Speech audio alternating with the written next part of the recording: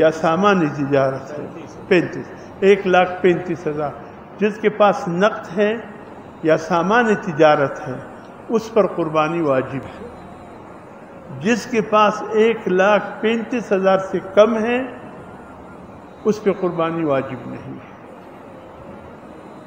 1,35,000 والے پہ قربانی واجب. گھر میں خواتین کا سونا ہے، مالک معلوم ہے، یہ بیوی کی ملکیت ہے یا شوہر کی ملکیت. جس کی ملکیت ہے وہ اس کا ذمہ دار ہے، وہ حساب کر کے اس کے مطابق پھر قربانی کے ایک جانور دے دیں. اگر بیوی مالک ہے اس سونے کا تو بیوی کی ذمہ قربانی واجب ہے. اگر شوہر مالک ہے تو پھر شوہر کے ذمہ، بیوی کے ذمہ. اگر گھر میں، اگر دکان میں 4 بھائی ہیں، مشترکہ کاروبار کر رہا ہے لیکن والد حیات ہے، وہ جمع کر کے کمائی کر کے والد کو دیتے، خود بس جیب خرچ لیتے ہیں، پھر صرف والد کی ذمہ قربانی ہے، باقی بھائی بری ذمہ ہے. اگر چاروں بھائی 4 ہے، 3 ہے، 2 ہے، 5 ہے، اعلیٰ حاضر القیاس.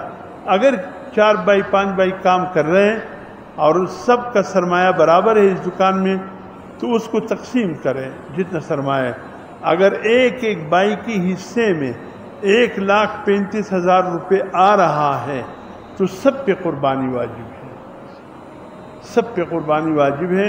کوئی پھر وہ نہ کہے کہ بس ایک کرے ننور بغاڑ اخلاصی سی تا خدایزه چې یو ته وایي ته ما دې ته ورسل منځ وکړه امیش به نو په کور کې زموږ به نو غاړې خلاصې شي. نو غاړې خلاصېږي چې یو کس لمونځ وکړي دا نور نه کوي، په دا غاړې خلاصېږي. په هر یو جلا فرض دی. دغسې د قرباني معامله ده. که مشر قرباني وکړي نور غاړې به دا نه خلاصېږي.